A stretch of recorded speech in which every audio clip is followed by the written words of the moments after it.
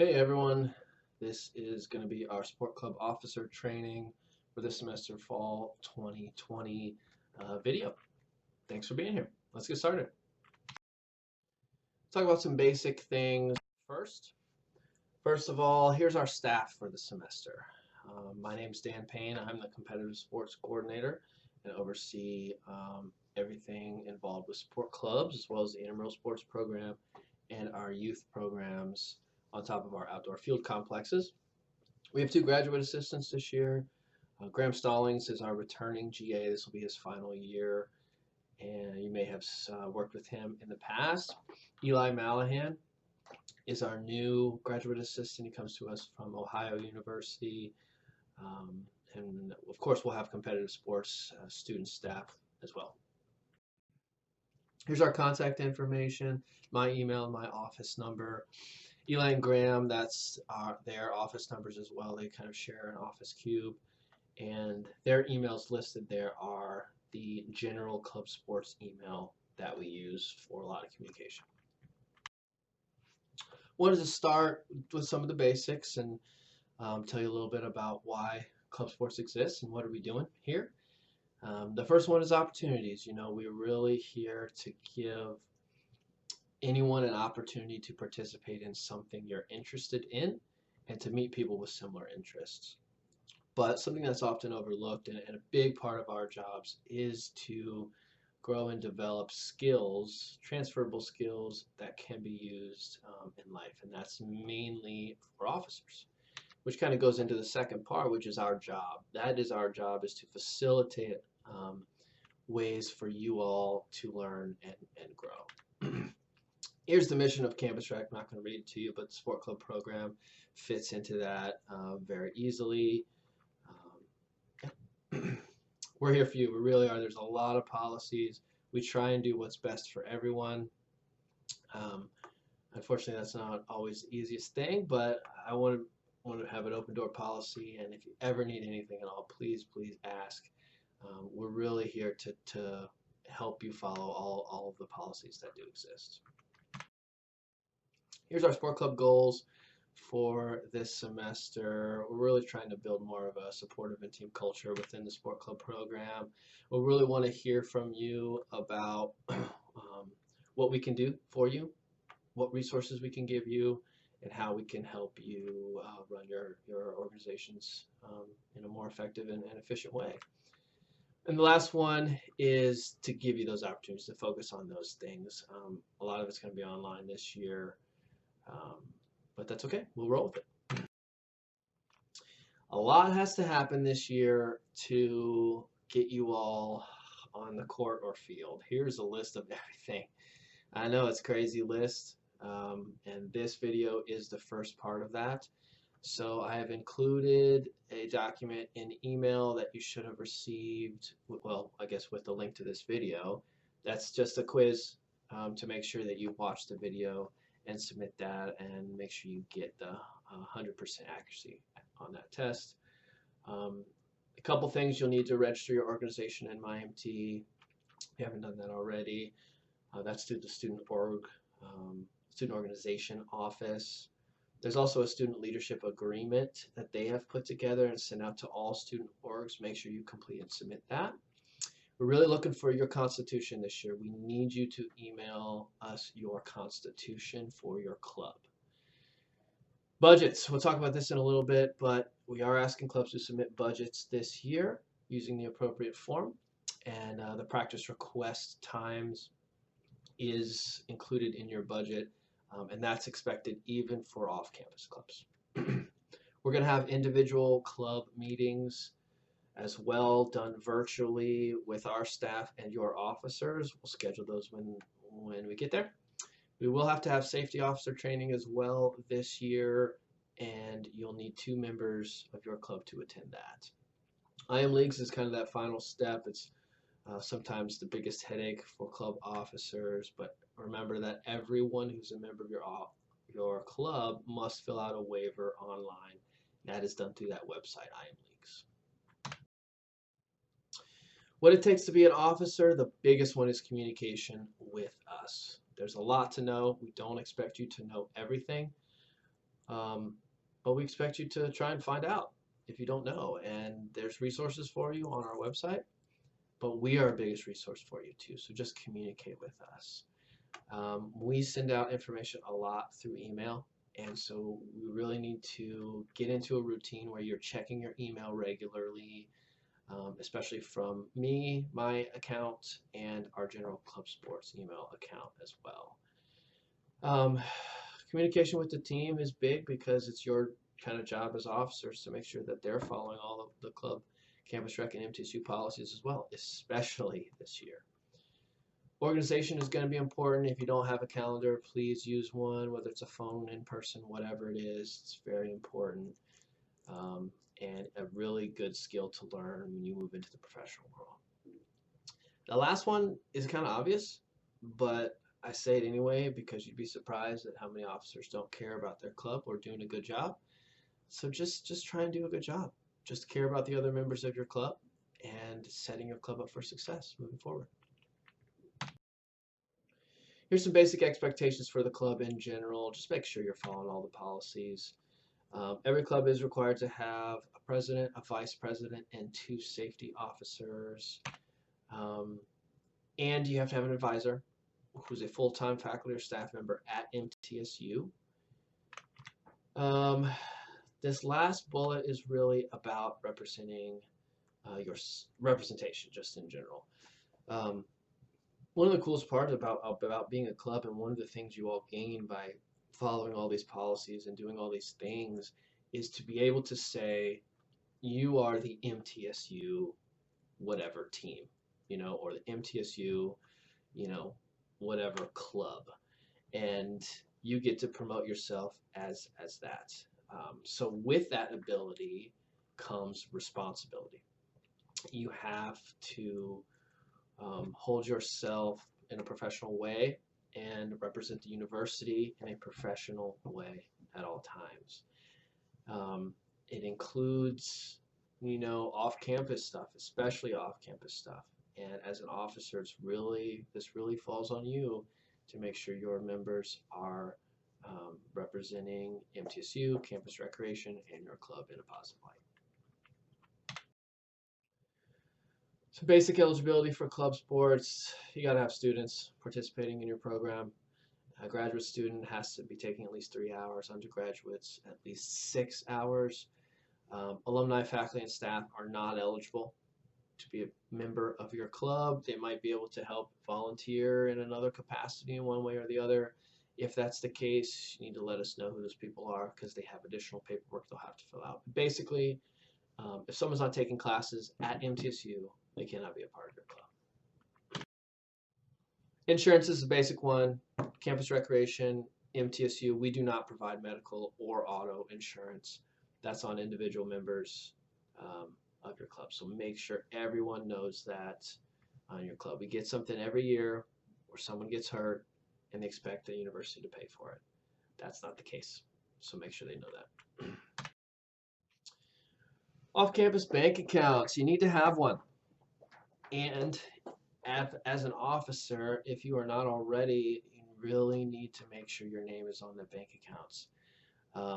If you want money, basically from us, you have to have an off-campus bank account. That's completely managed by you. The university has nothing to do with it, and I would recommend putting every single officer name on that bank account. But that's up to you. The bank account is used. That's where your money goes. It's any fundraising money that you do, any dues that you collect, any reimbursement that you get from the university, it will go to that bank account. So make sure it's being used in a responsible way.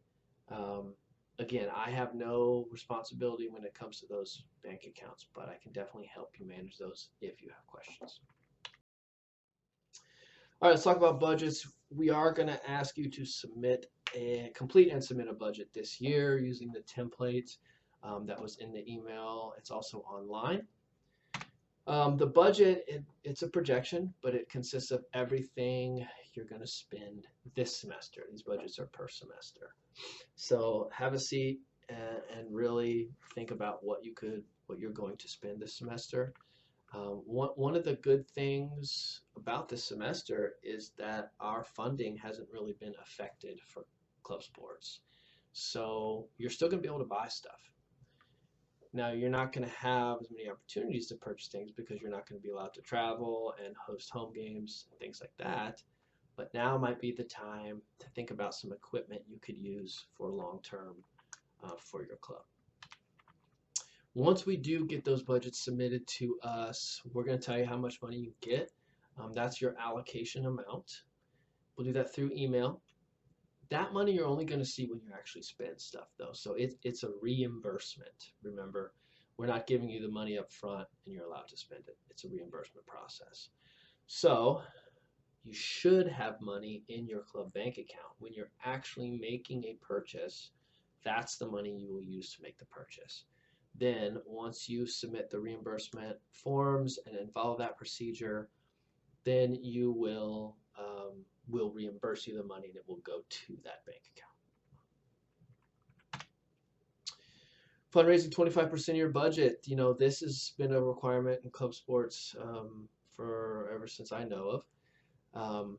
And it's a very important part of it. However, this year, we're not really going to enforce this this policy very stringently.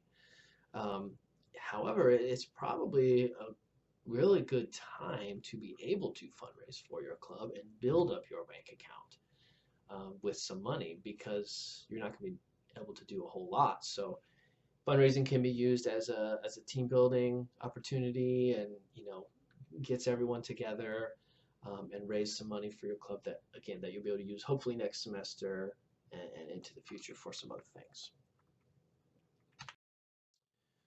Allocation, the money that we give you, it can be used for some things, but not all things. So here's some basic differences. The reimbursable expenses include your governing organization or national governing body, their dues or their fees, fishing athletic trainer fees, which you won't have this year, equipment and uniforms. This is a big one.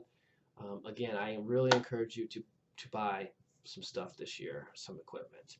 If it's uniforms, if it's equipment that you're getting reimbursed for, that stuff has to stay with the university.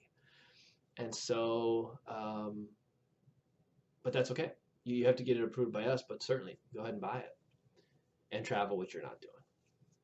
The non-reimbursable expenses are facility space usage, with some exceptions, food and drink, any personal equipment or uniforms. So if you're buying uniforms that have someone's name on it or another way to identify somebody personally outside of like a number, we don't reimburse you for that.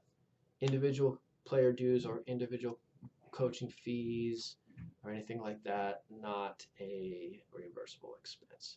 And parking and speeding tickets, of course, that stuff's all on you. Let's talk about waivers. I mentioned IM Leagues before. It's just a website that we use to track waivers. Every member of your club must complete a waiver before really they can do anything, because it's liability.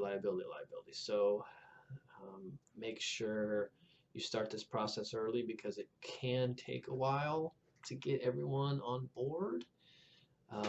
If you have returning members, make sure they're on board already, and they probably will be, but any new members will need to get on board right away.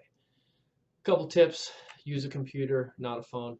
It's very hard on your phone, and even a wired Ethernet connection as opposed to Wi-Fi helps too, and you have to use your MTSU email account. Here's some basic practice expectations. Remember that your requests for practice times, send that to us when you submit your budget.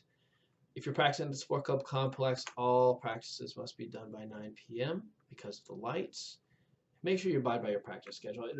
The schedule that you request, you may not necessarily get. It is a request, but because we have a lot of things we have to manage, and that's just one piece of it.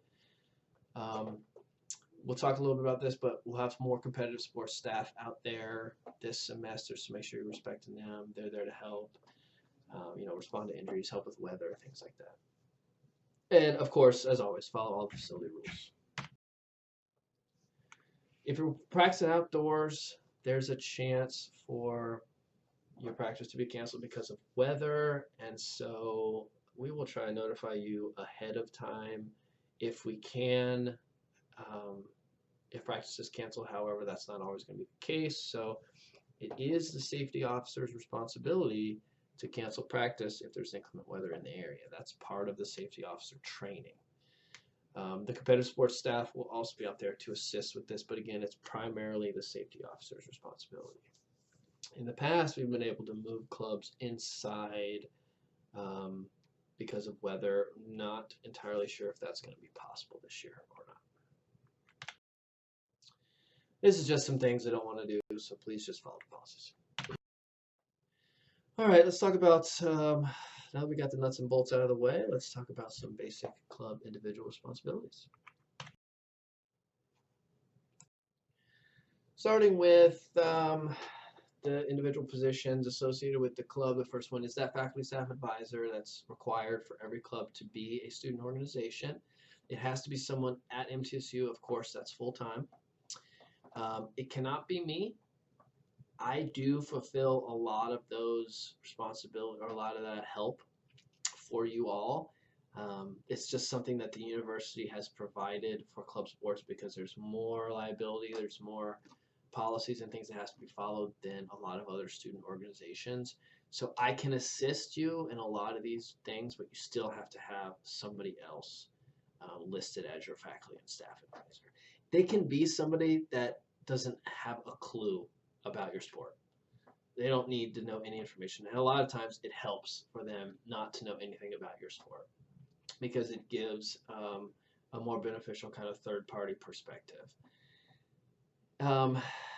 So yeah, try and find someone you trust. It could be an advisor, it could be a teacher, it could be anyone.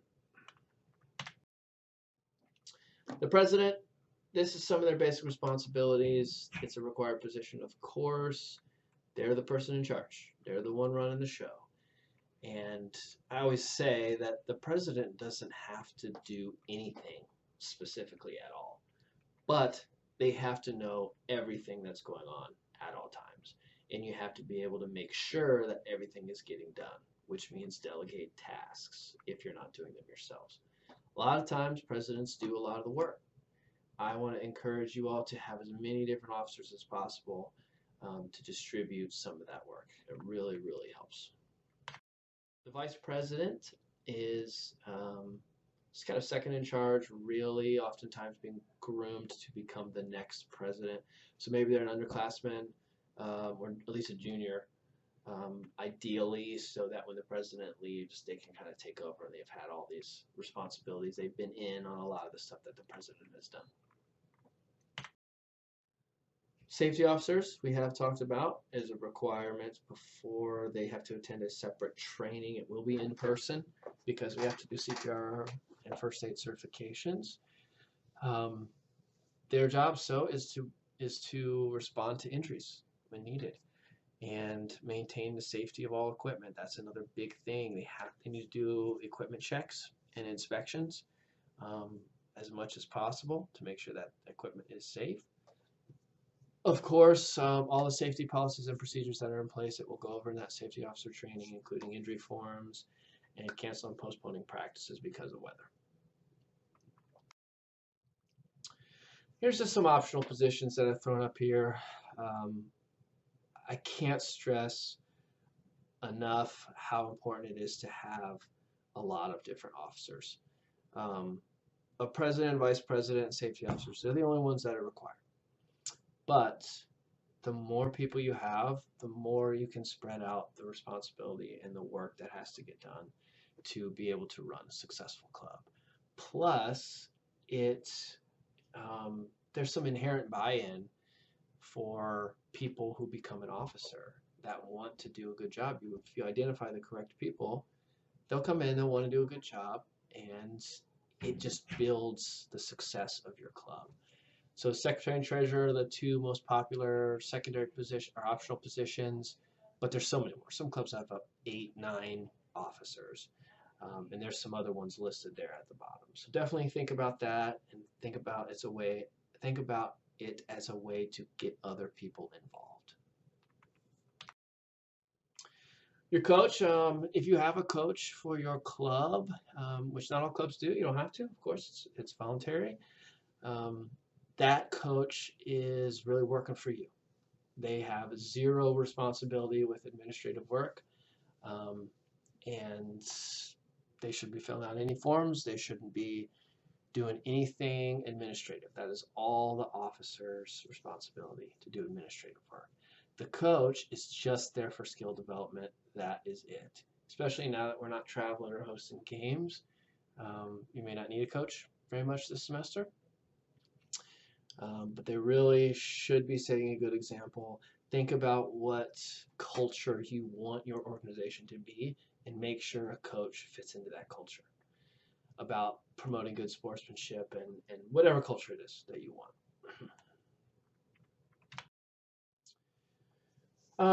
What's new is just the main thing is all the policies, which I told you about. There's so much liability talk going around, which is why we have so many new policies. And we will be staffing practices this year to kind of help with those sort of things. I wanted to take a few minutes to talk about leadership from your perspective within your organization during this weird pandemic. The text there that is copied and pasted from the Charting the Course document that MTSU put together, which is their return to campus plan. It's indicators of when they're going to be making a decision. So they're going to use this information here, these indicators, to make a decision about going online or allowing certain things to occur or shutting certain things down or maybe coming fully back to in-person. And a lot of them have to do with just numbers, just case numbers. The last four really do. And so if the case numbers increase and those things are affected, then club sports is going to be done for the semester. There's going to be zero opportunity to do anything in person whatsoever. So if you haven't read that document yet, that Charting the Course document, it's not very long, but if you've been on any MTSU website, you've seen a yellow bar at the top of that. This Charting the Course document is in one of those links on that bar. Part of your responsibility is to educate your members of your club. And as you can see, that last bullet there, I put an individual's actions will affect a majority. That's the nature of this pandemic, really where we're in. And so we don't want the university to shut anything down. I don't want to. I want to be able to have practices. And I want to be able to travel and have games and support you all doing what you love to do. But we're not, the bottom line again is we're not going to be able to do that as long as case numbers increase. That's just the bottom line. So please, please share this with your club members if you haven't done so already. Next part of this I wanted to talk about is an approach that you can take with your club members. The first one, I called it kind of scare tactics and threats. It's the approach that the university has taken mainly, I guess, and on a general. It's really information coming from an authority figure that's framed as a, do this or else type thing. Follow the rules or we will suspend, that type of stuff. That's the kind of information we're getting from the university, or that's their approach from the university. That's one way. That's one way to do it, for sure. Another way to do it is one way that I am trying to do as much as I can, and that's through education, life lessons, and pleas. That education part, I think, is very important to make sure we are all on the same page. And start with the basics. What is this virus and why is it a big deal to certain people? Encourage your members to get educated. And nowadays, there's a lot of fake news out there. There's a lot of false information. So I encourage you, if you read something, triple check it. It's so important to understand the source and to be able to check it against another source that you find trustworthy. But this is all part of that education piece, to make sure we're all on the same page. The life lesson is really boils down to sympathy and empathy for me, at least this approach does, and acting without information. It's just important to understand and to tell everyone up front that you're not going to be able to know everyone's situation. Everyone has a unique situation. Everyone has a life that they're dealing with. And if you know that up front and you think about that when you're doing something, it can go back to what we talked about before about how an individual's actions can affect a whole. So think about that sort of stuff every time you're going out to the grocery store or every time you're meeting with your club and your group. Your individual actions have more of an impact now.